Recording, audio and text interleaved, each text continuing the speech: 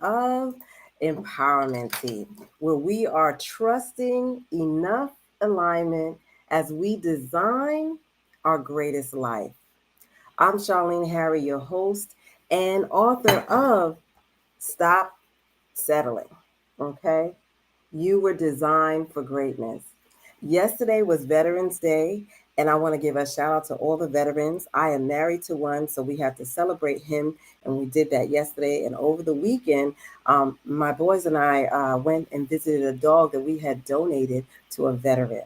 It is so important that we take time to give thanks to them because they make a sacrifice that is like no other to be away from their families in to fight for our freedom. And so I just want to take a moment and pause to say thank you to all of our veterans that may be watching or those that are married to a veteran or have a veteran in their family. I want to thank you too because it takes a family, it takes a village. And I just want to give a moment to say thanks to all the veterans for what they do. And in today's episode, we're going to be talking about something that I think is overlooked but very meaningful, and that's the mental health and empowerment for ourselves and within our workplace. So the question is, can we build workplaces that support the well-being and empower the employees to thrive? So grab your cup of empowerment tea, grab your coffee or any drink of your choice, and let's sip on this topic on breaking the mental health stigma. Okay, and I want to share with you some things and that might help us improve that stigma on ourselves and within the workplace. But let's start off with a question. Okay. How often do you talk yourself out of asking for help because you don't want to appear vulnerable or because you don't want to hear no? How many of you? Listen, if you answered yes, you're not alone. The statistics show from the National Alliance on Health or Mental Illness, is that one in five adults in the U.S.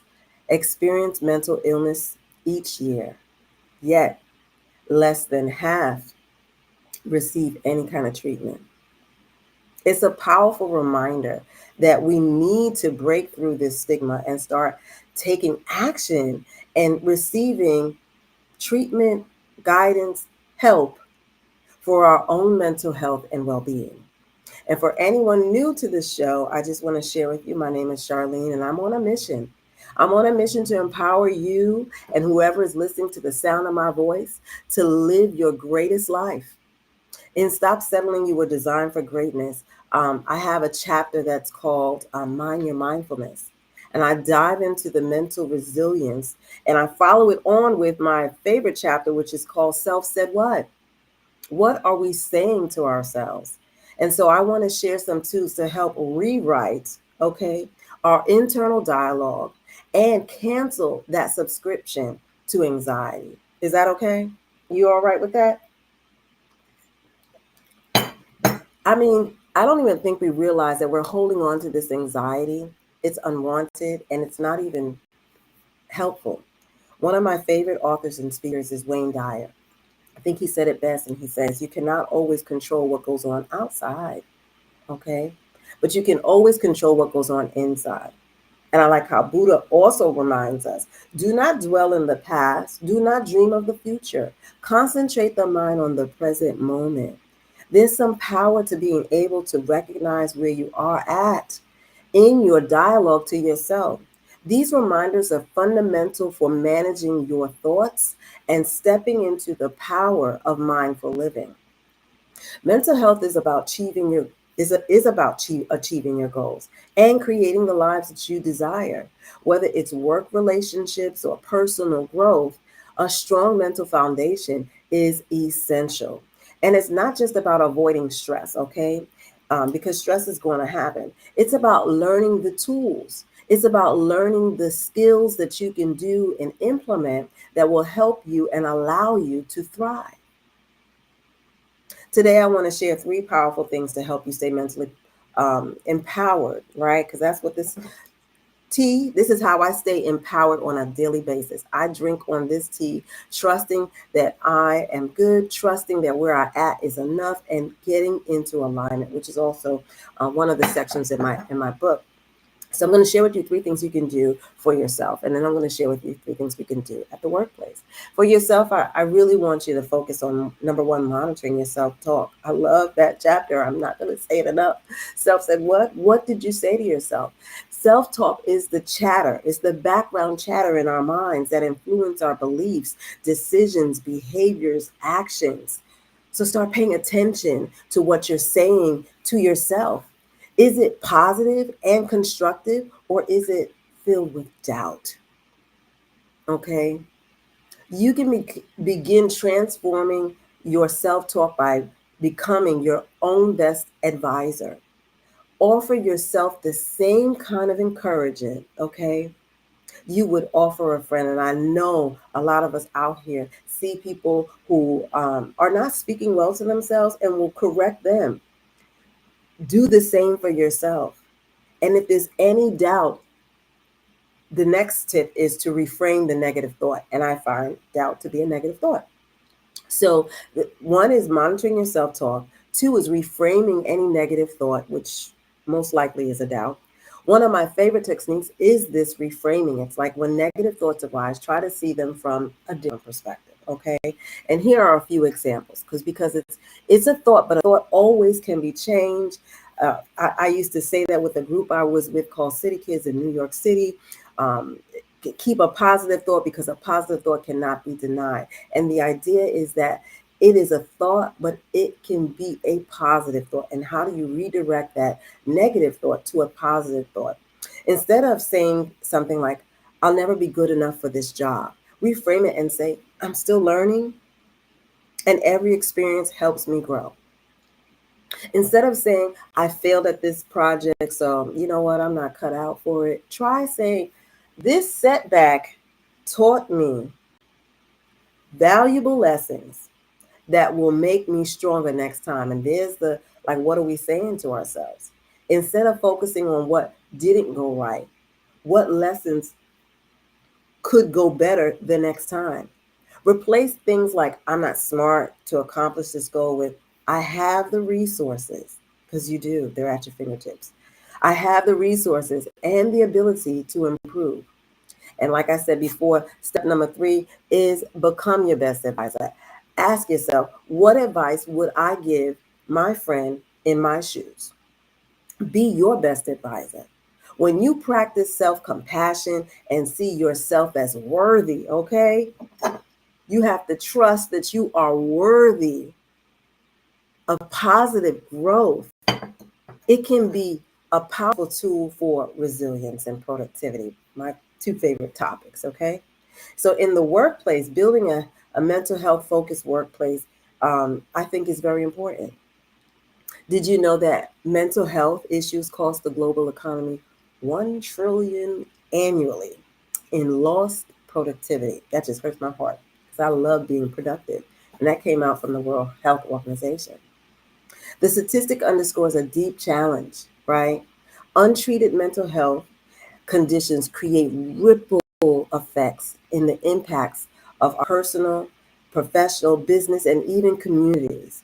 For veterans, the numbers are particularly stark. According to the Department of Veteran Affairs, 1 in 4 veterans experience the symptoms of post traumatic stress disorder, PTSD, or major depression at some point in their lives. These figures remind us that creating supportive environments for veterans and others managing mental health struggles is critical for productivity and thriving in our workplace. So I'll share with you 3 actionable steps we can do in the workplace to help break and bridge this gap. One is create a culture of open dialogue around mental health. Leaders can set the tone by sharing their own experiences with stress or seeking support and making it clear that prioritizing your mental health is valued and not stigmatized. This openness can encourage employees to seek assistance without fear or judgment or repercussions. Number two, offer training. on essential soft skills and mental health awareness. Equip your organization with the soft skills to identify and support those who may be struggling. As a trainer and a speaker myself, I provide workshops on mental health awareness, empathy, and resilience. Equipping managers and members to recognize signs of mental strain and respond effectively is invaluable. When managers are trained to be empathetic listeners and compassionate leaders, it can positively impact the entire team, reducing stress and burnout. Number three, empower employees with the resource tools that you have in your organization, whether it be an employee assistance program, stress management workshops, accessibility to mental health support can boost both productivity and well-being. Encourage employees to use these resources and consider mental health days as a part of the benefit package. Helping employees stay present can foster a more engaged, and positive work culture. Supporting veterans and promoting mental health awareness in the workplaces isn't just good for productivity, it's the right thing to do. Today, I invite you to take action. I offer speaking and training sessions tailored to enhancing mental health awareness and building essential soft skills within your organization. So, today, we can create workplaces where everyone feels valued and equipped to succeed and support the mission. And I also say with open enrollment season here, it's a great opportunity for small business owners to look at reevaluating the healthcare options they may be able to provide to their employees to support them for their wellness, their mental health, for yourself and even your team. I'm here to help. Reach out for a free healthcare quote or learn more about how my services can support your organization. And for those of you looking to dive deeper, I encourage you to look into this book. It's got some great tips in here on how you can design your greatest life. It's available on Amazon and provides some powerful tools for reducing stress and designing that fulfilling life you desire and deserve. Let's honor our veterans this week and employees by building workplaces that support their well-being and empower them to thrive. I want to thank you for tuning in to Empowerment Tea. Here's to staying mindful, empowered, and aligned as we close out this year. Keep sipping on your empowerment tea, and I'll see you on the next episode. Thank you so much for joining. And again, reach out to me if I can be of service to your organization. Take care.